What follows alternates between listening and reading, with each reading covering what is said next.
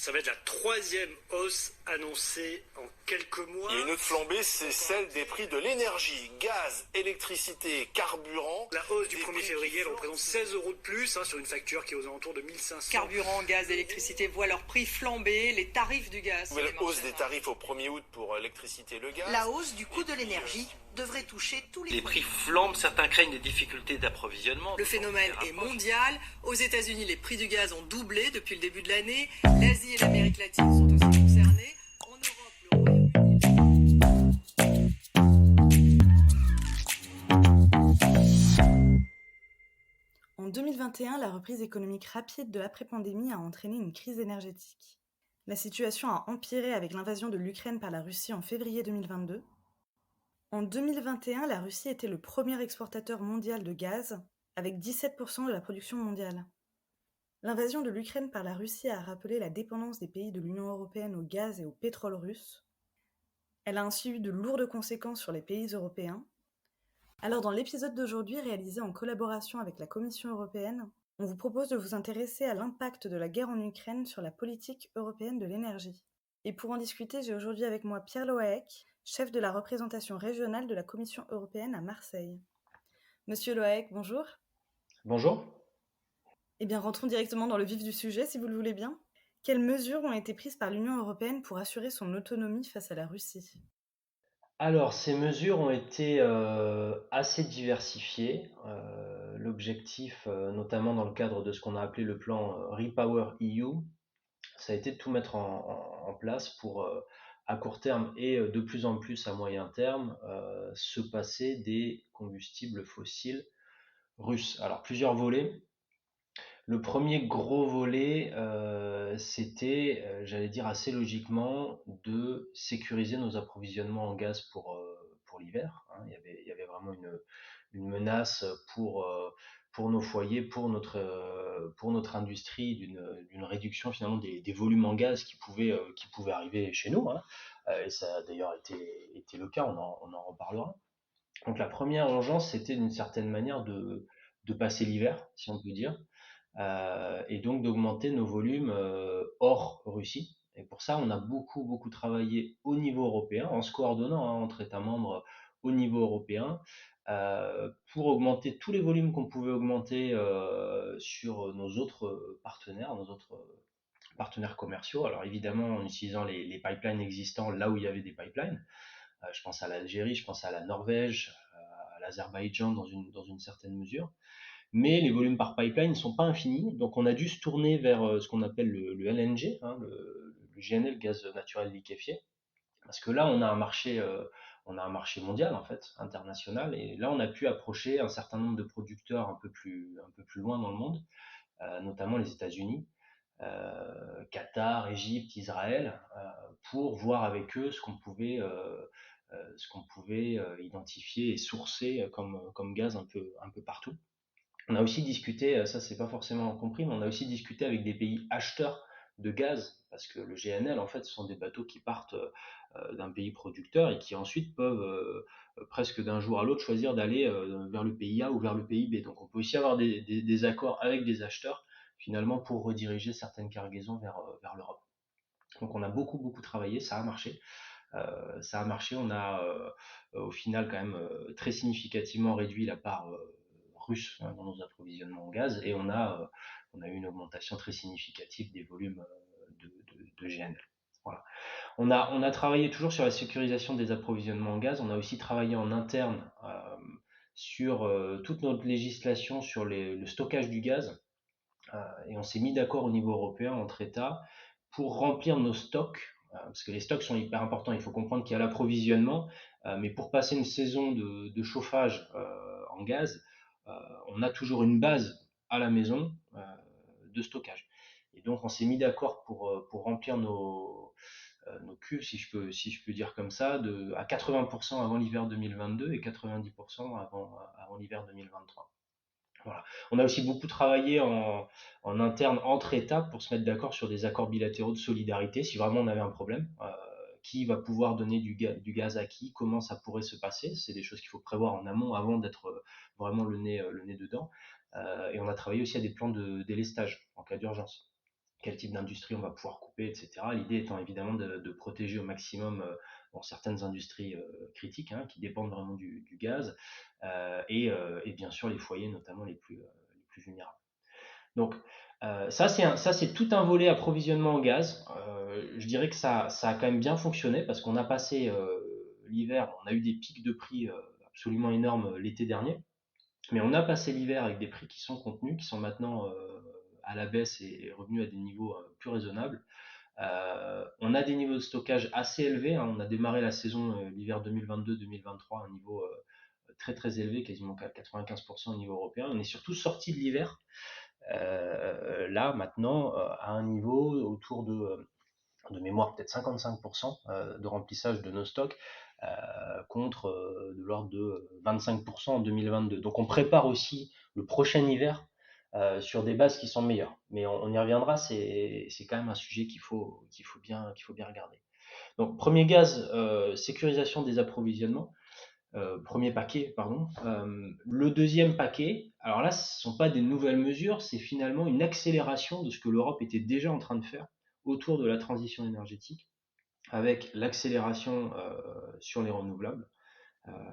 Donc là, on a encore discuté au niveau européen pour revoir à la hausse tous les objectifs pour 2030 en termes de déploiement des ENR. L'idée, c'est simple, c'est qu'on va avoir besoin de toute façon de tous les renouvelables pour réduire notre dépendance, notamment au gaz et puis aux fossiles de manière générale, soit parce qu'ils viennent en remplacement direct du gaz, si on pense au biogaz, biométhane qui peut être produit à domicile, si on pense aux pompes à chaleur, les pompes à chaleur, on s'est fixé comme objectif d'en déployer 10 millions sur 5 ans en Europe. Une pompe à chaleur, c'est la solution, dans la plupart des cas, la plus facile, la plus évidente et la plus économique pour remplacer une chaudière au gaz dans nos maisons, dans nos usines. Les renouvelables, ça peut venir aussi réduire la demande électrique en gaz, parce que le gaz, on l'utilise soit directement pour se chauffer ou pour l'industrie, soit indirectement, on en a besoin pour l'électricité. Tout le solaire, tout l'éolien qu'on va pouvoir aussi produire sous forme électrique, il va avoir un impact en termes de réduction de la demande de gaz. Voilà, donc une grosse accélération sur le solaire, sur l'éolien, sur les pompes à chaleur, sur le biogaz, biométhane, et sur l'hydrogène aussi. Alors l'hydrogène, ça va pas être des volumes absolument énormes à très court terme, c'est pas ça qui nous aide à passer l'hiver. Par contre, on prépare vraiment une industrie qu'on voit comme absolument critique, avec l'horizon 2050, mais déjà en 2030 pour un certain nombre d'industries où on peut avoir des volumes assez conséquents qui viennent remplacer du gaz. Voilà. Dernier volet d'action, et puis après je parle beaucoup trop déjà, donc on va essayer de revenir sur un échange. C'est vraiment de réduire la demande assez classiquement. Et là, on a plutôt bien réussi aussi. On s'est mis d'accord au niveau européen sur une réduction de notre demande de gaz de 15% au niveau européen. Et si on regarde la période, je crois que les chiffres que j'avais notés, c'était août 2022 à mars 2023, on a fait moins 18%.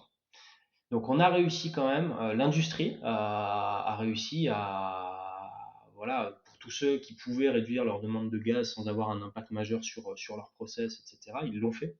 Ils ont eu des incitations, ils l'ont fait. Mais aussi au niveau des foyers, on a eu des comportements vertueux de chacun sur le chauffage, les fameux 19 degrés, etc. Ça a eu un impact réel.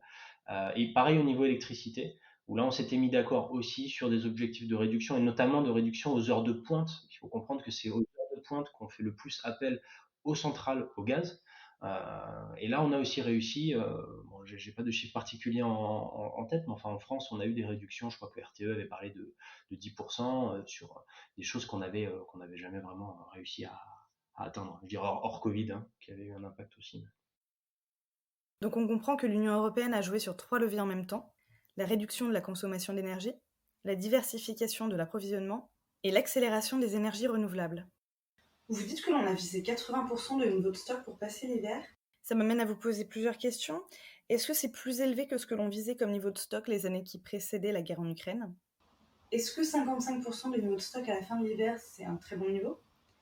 Et vous avez dit qu'on visait, il me semble, 90% de niveau de stock pour l'hiver prochain. Est-ce que c'est ambitieux ?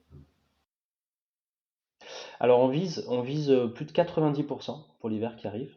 Donc quelque chose de très ambitieux, effectivement. Je dirais que par le passé, on n'a pas regardé les niveaux de stock avec le même niveau de stress, je dirais, ou d'inquiétude, parce que la situation était pas la même. Donc viser 80 et 90%, clairement, on était dans le haut de la fourchette de ce qui avait pu être fait. Mais, euh, mais c'est faisable, hein. La preuve, encore une fois, en 2022, on a démarré l'hiver, je crois qu'on était à 95 ou 96, donc on est quasiment arrivé au max de ce qu'on pouvait faire. Là, on est vraiment sorti, si on sort de la saison à 55, on est bien en théorie par rapport aux chiffres de l'année et des années précédentes. Après, les années précédentes, on n'était pas dans la même situation.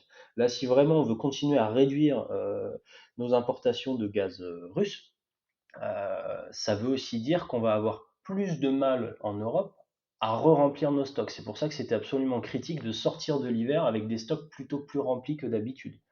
Parce qu'en 2022, au final, on a continué à remplir nos stocks en partie avec du gaz russe.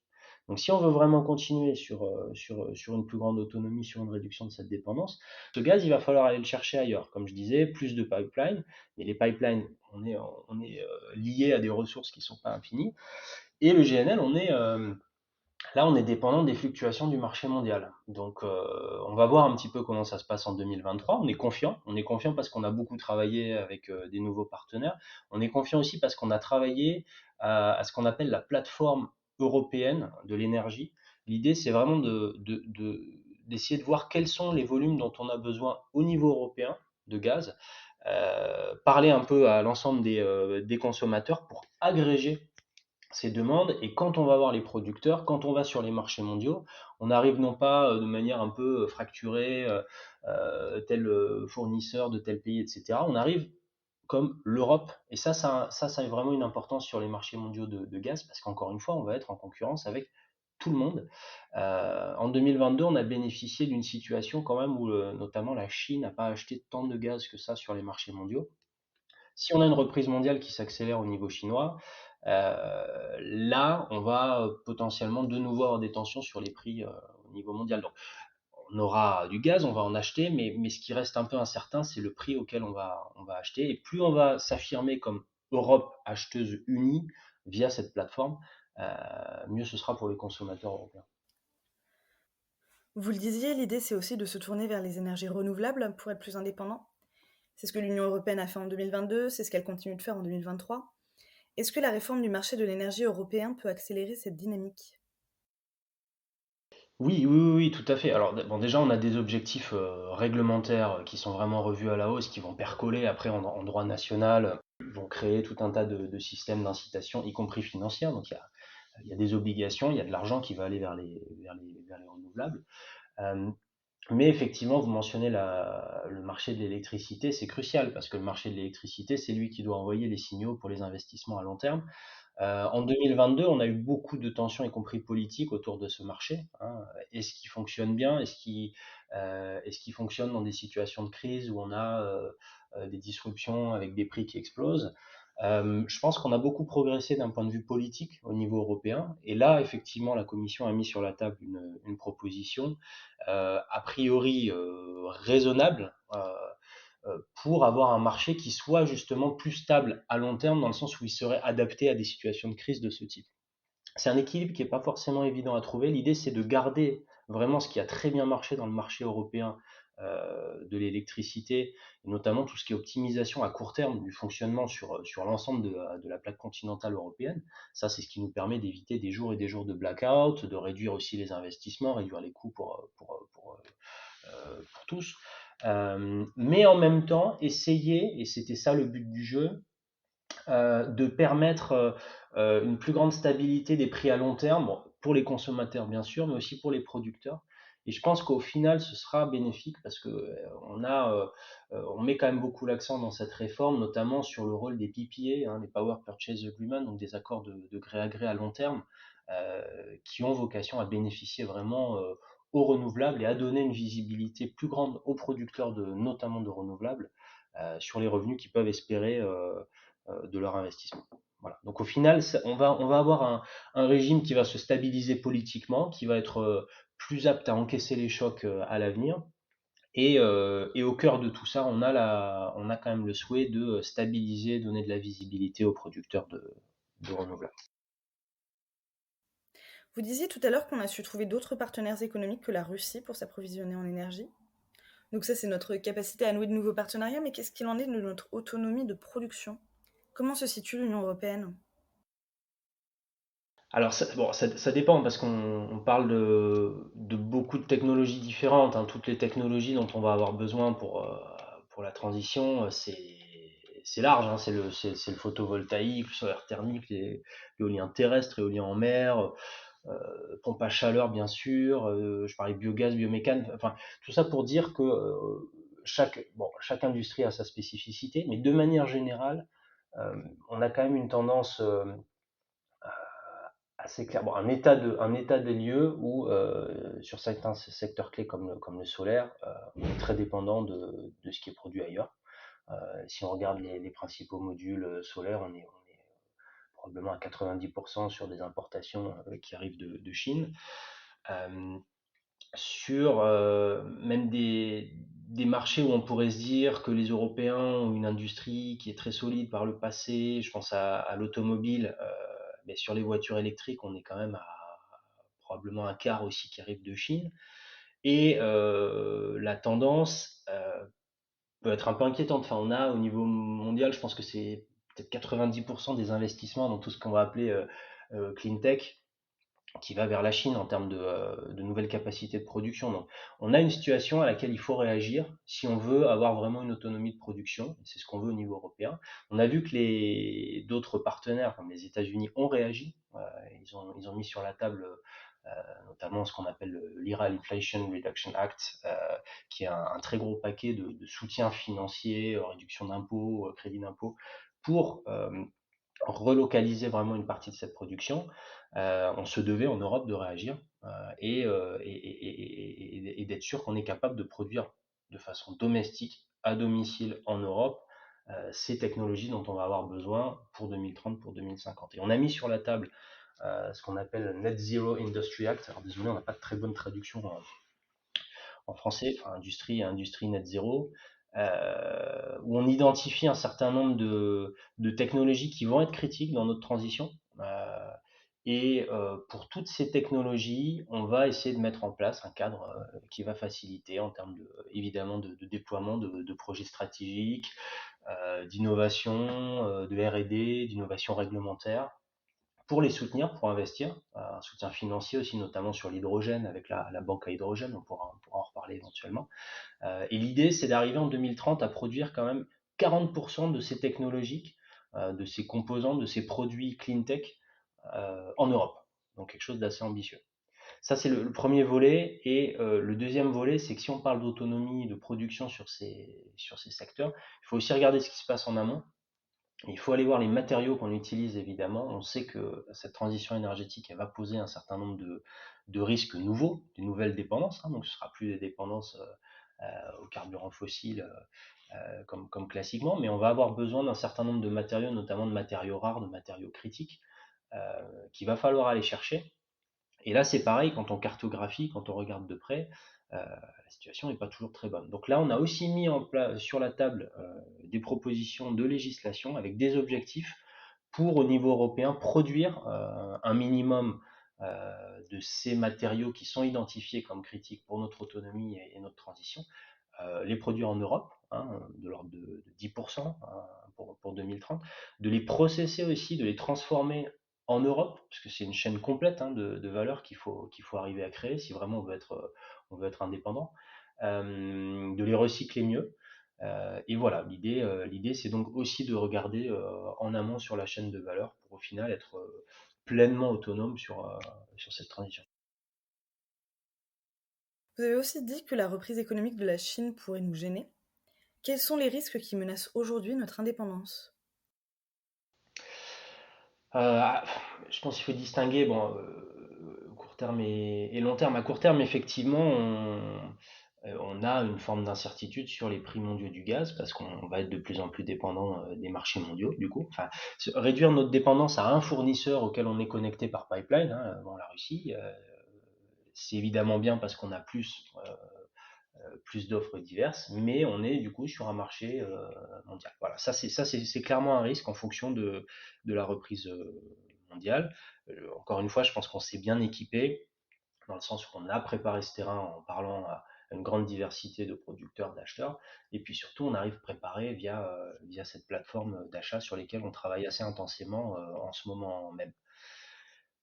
À court terme, en termes de risque, bon, il peut toujours y avoir un risque de type attaque contre une infrastructure critique. Enfin, il n'y a pas si longtemps, ça paraissait le roman d'espionnage. On a vu que c'était pas forcément le cas. Donc il y a tout un travail aussi autour de la sûreté des installations qui continue à se faire hein, pour assurer notre sécurité à court terme. À long terme, les vrais risques, c'est ceux dont on vient de parler, je pense. C'est vraiment une éventuelle incapacité de l'Europe à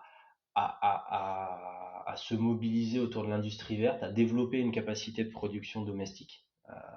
Et du coup, là, on aurait vraiment des dépendances. Idem sur les matériaux rares, les matériaux critiques, où là, on pourrait évidemment remplacer des dépendances par des dépendances et rater l'opportunité, aussi en termes de développement économique, en termes de création d'emplois, de toute cette transition. Et un dernier risque à garder en terme, qui est un mélange de court terme et de long terme, c'est l'adhésion sociale, la cohésion sociale à la transition énergétique. On a vu assez vite qu'on peut avoir des prix qui explosent avec des tas de gens et des foyers qui n'arrivent plus à se chauffer parce que les prix explosent. Ça, c'est quelque chose qu'on a intégré dans notre réflexion sur le design de marché, mais ça va bien au-delà. C'est toute une réflexion qu'il faut en permanence garder en tête et que je crois la Commission essaie de garder en tête sur la notion de transition juste, qui doit payer pour la transition, d'où viennent les fonds, qui aider en priorité, comment accompagner ceux qui n'ont pas forcément les moyens d'aller vers ces nouvelles technologies, etc. Parce que là, on a un vrai risque de découplage, et si on perd l'adhésion, on peut se retrouver avec des retours de bâton et finalement une décélération, alors que là, je pense qu'on a réussi quand même à sortir de cette crise par le haut, par une accélération de notre ambition climatique et de nos mesures et de nos financements.